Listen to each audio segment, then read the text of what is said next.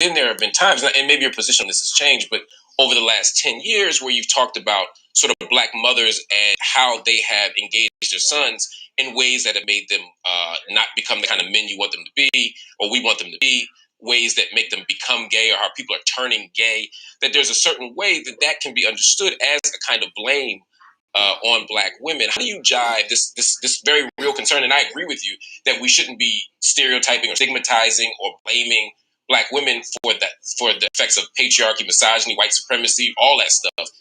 With this idea of saying that if Black women don't maneuver or move in a certain way, that they're actually harming the Black family or not allowing men to be produced in the way we want them to be.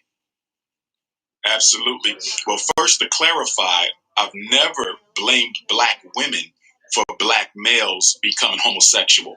What I have said, though, based on my work directly with children as a school psychologist, as a therapist, working on 5 years, is more than 90% of all the Black men I've worked with who had admitted to homosexual behavior or identity were sexually abused in their prepubescent years of their life. So I blamed sexual abuse as being one of several triggers that can lead to a homosexual lifestyle.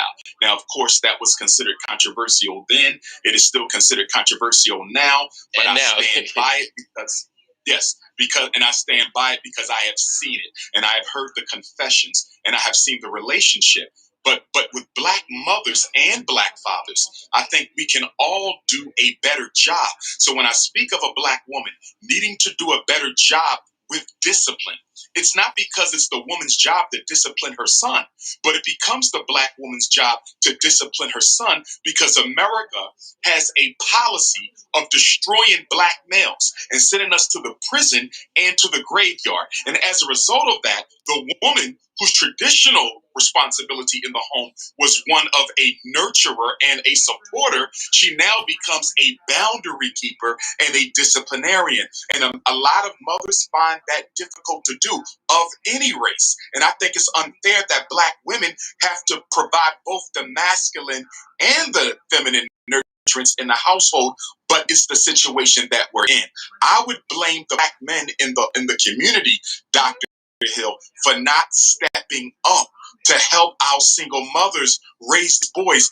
You will never hear Dr. Umar say that the woman is the reason we have dysfunctional Black males in our society. First, I would blame racism. And second, I would blame all the able-bodied Black men who watch these sisters struggle to raise these boys on their own and don't step up to lend a hand. The idea of destroying Black men is an interesting one. I heard your commentary that I thought was really interesting on the book. But one of the things that came up where I was a little was the conversation about Deshaun Watson. And the sort of idea of conspiracy. Can you talk a little bit about that? Yes, whether it's Sean Watson, whether it's Bill Cosby, I could even mention other names. I'm seeing all these accusations and almost no charges. And it concerns me because it appears that America has gotten to a point in her viciousness towards destroying Black masculinity. And I want to be clear, there is an all-out war on Black masculinity that is as America is herself, but has intensified in recent decades. And that war on Black masculinity seeks to make the Black man a convicted felon before he has ever had an honest trial in court. And I'm seeing entire careers being destroyed based off of allegations where the new rationale says that if 10 women say it, it's true. Or if 20 women say it, it's true. Or if 30 women say it, it's true. But I thought you could only be convicted